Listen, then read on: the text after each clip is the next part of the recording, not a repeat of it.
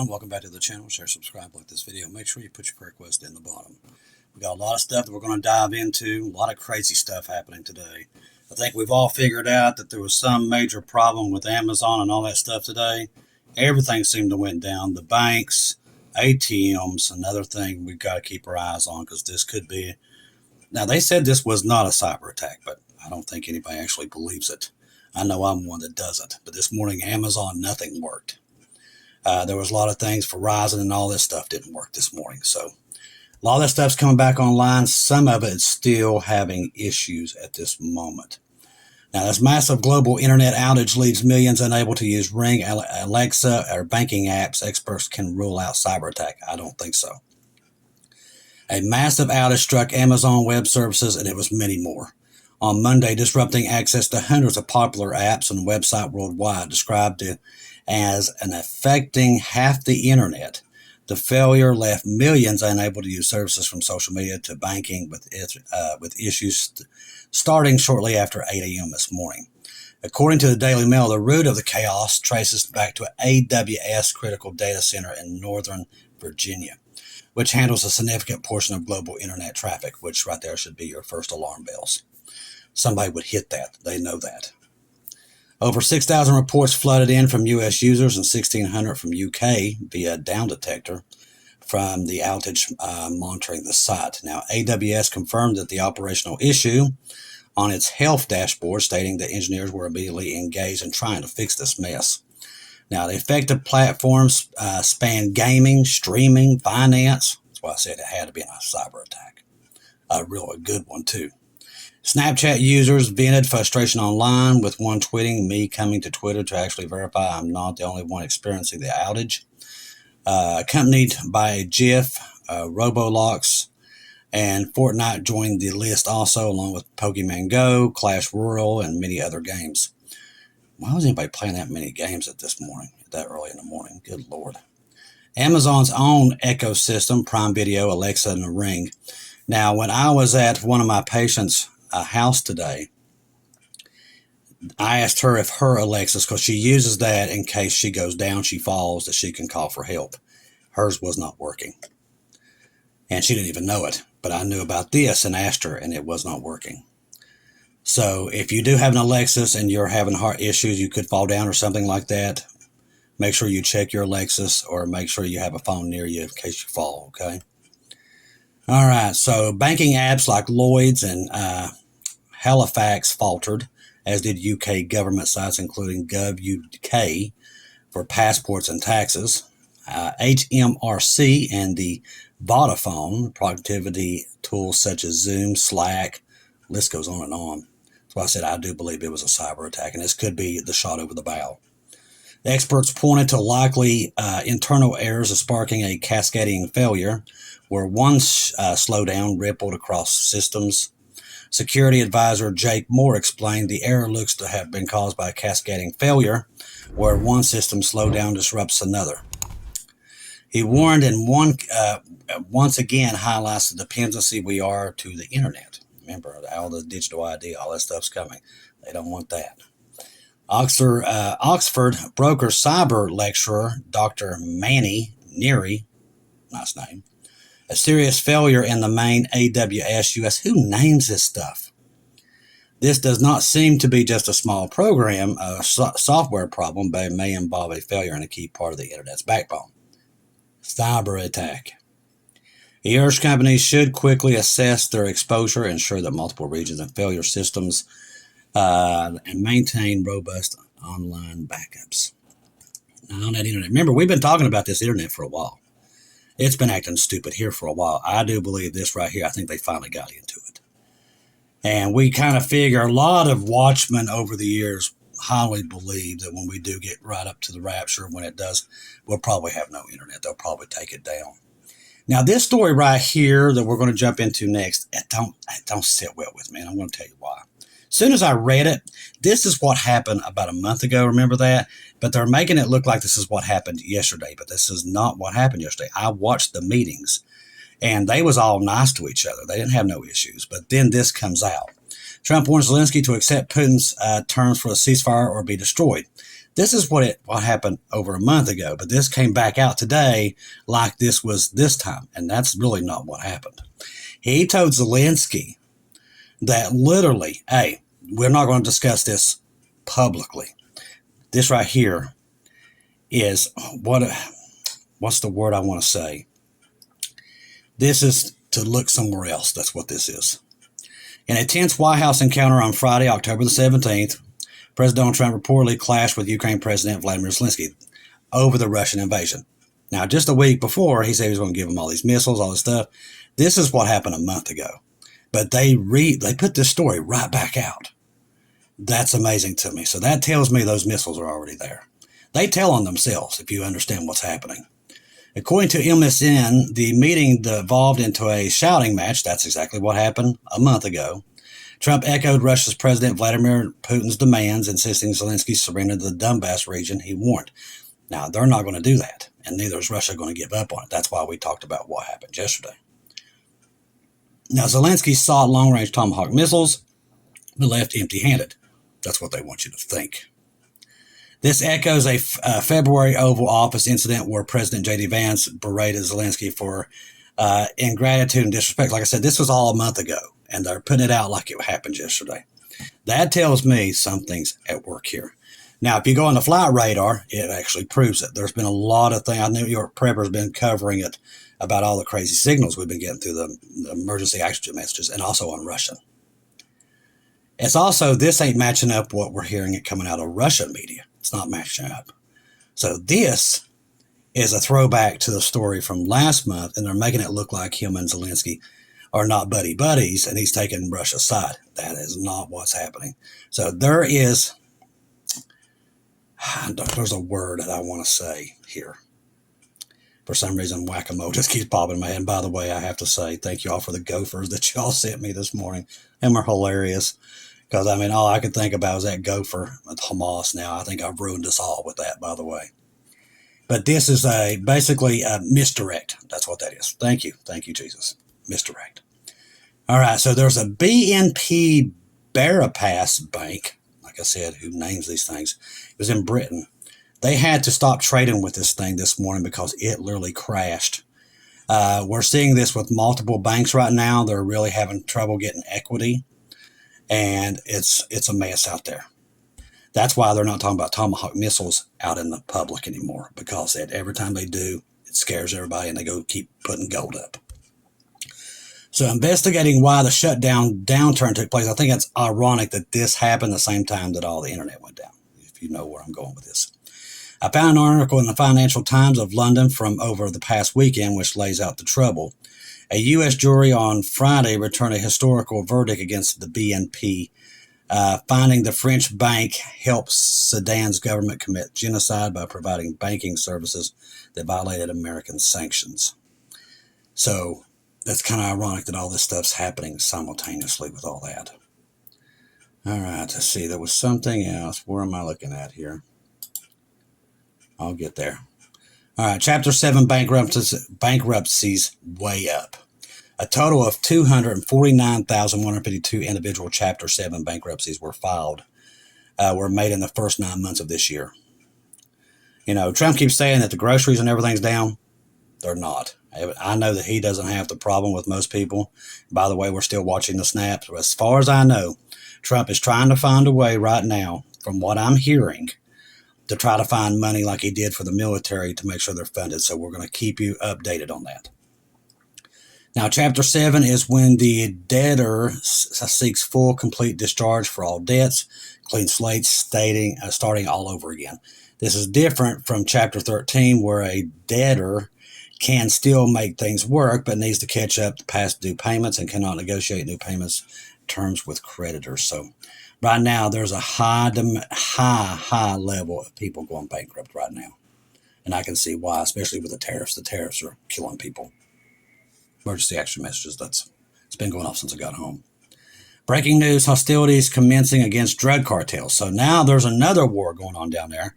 The Army of Ecuador has just begun multiple launch rocket systems, MLRS projectiles, against the Los Lobos drug cartel in the province of Colombia. Now, it's funny that this happened because Trump just came out and said Colombia, because Colombia was defending Venezuela, and then this happens 24 hours later. Don't think it's a coincidence either.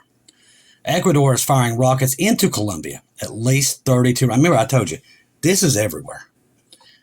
Neighboring countries sending missiles into other countries. I mean, this is happening everywhere. Why is that? It's because the economies. Everybody is tethered to America's economy, and we're struggling. Now, they're telling you everything's great and everything's coming back, but that's not what's happening. As I just told you, everybody's going bankrupt. The housing market, the auto industries, they're about to crash like they did back in the time. It's actually worse than it was in 2008 because gold's so high.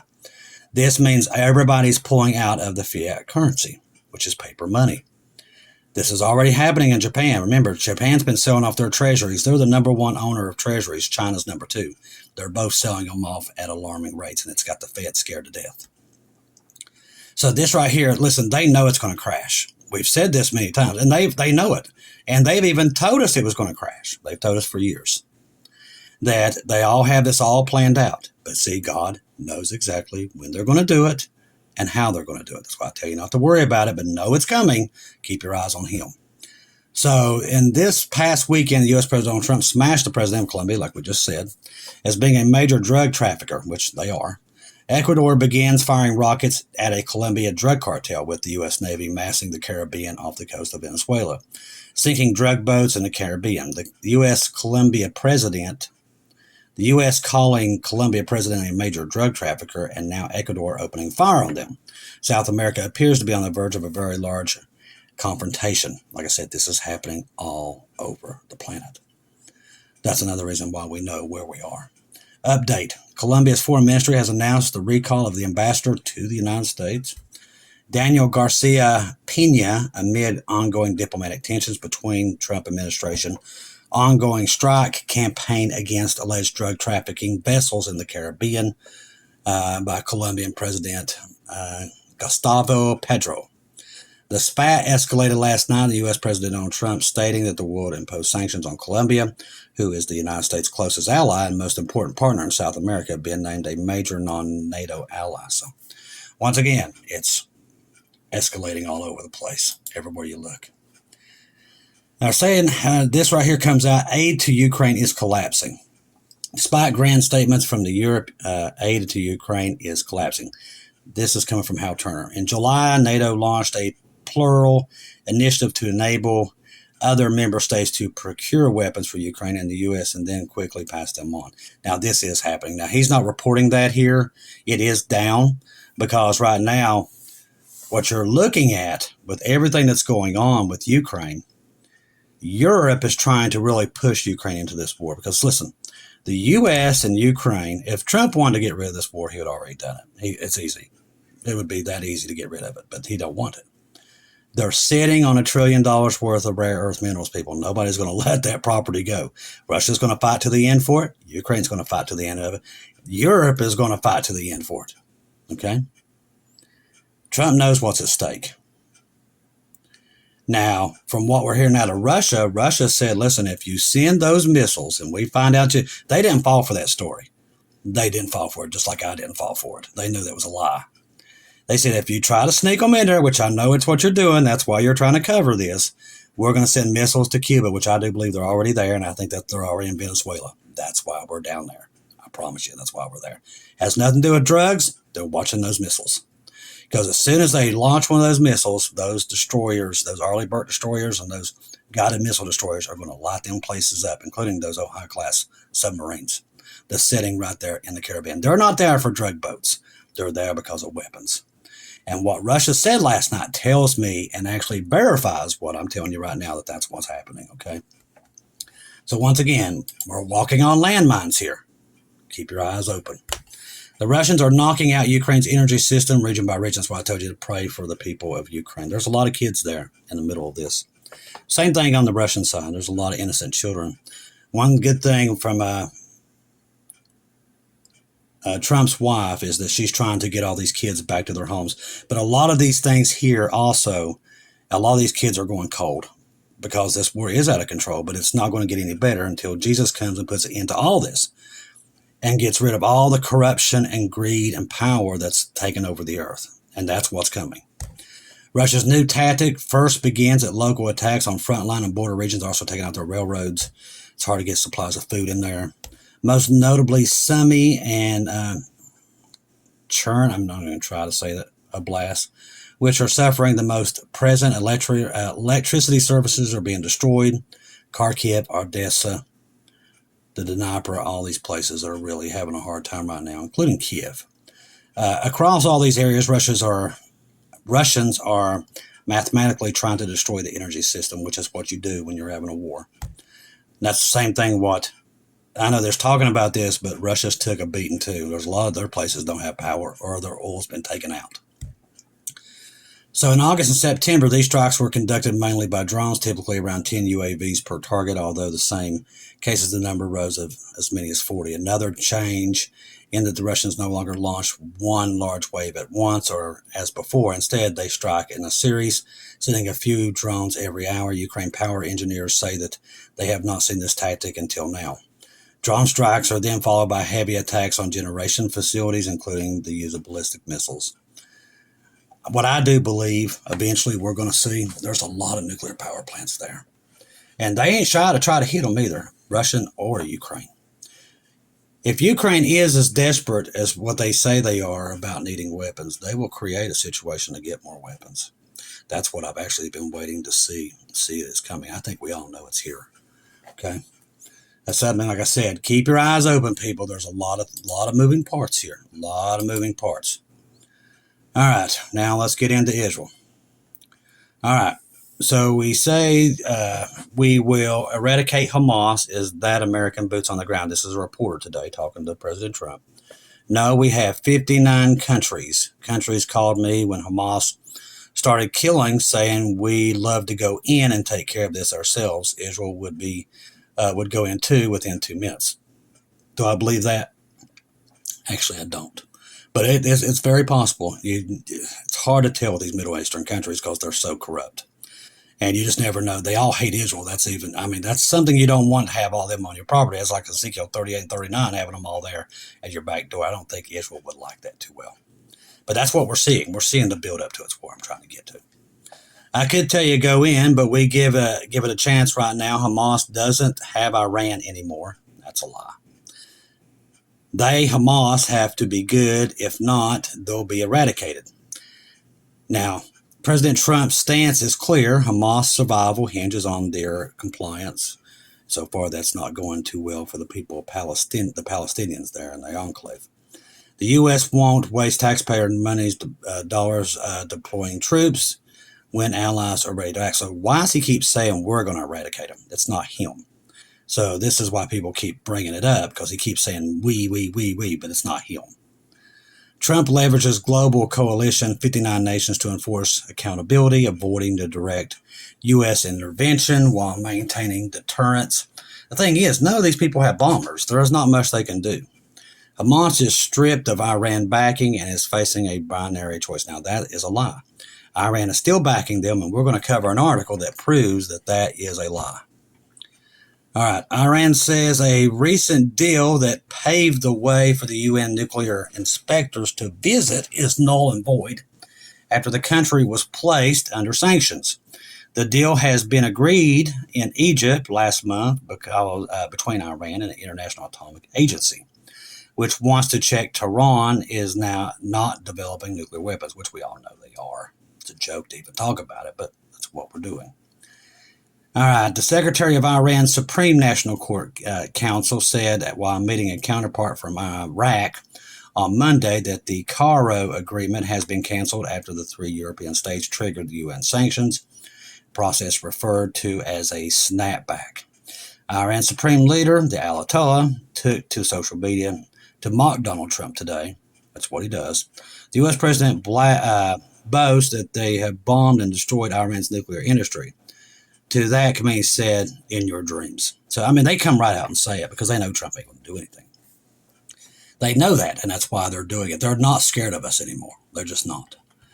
Because they know that they've got Russia and Chinese backing, and they're flying equipment in there right now as we speak. So they know this. Trump knows this too. He's not dumb either. Well, I said we're walking on landmines. Keep your eyes on Jesus. Trust the gospel. 1 Corinthians 15, 1-4. Jesus died on the cross for our sins, past, present, future. He died, was buried, rose again on the third day, according to the scriptures. Trust in Jesus and Jesus alone. Confirm everything with him. Do not take your eyes off of him, people. There's a reason why everything's happening. Do I know what it is? Absolutely not. Right now, you put your trust in Jesus. He's coming, just like he said he would. He told us the things to look for. We're still seeing them. They're still building. That means your eyes need to be on him. Stay in your scripture.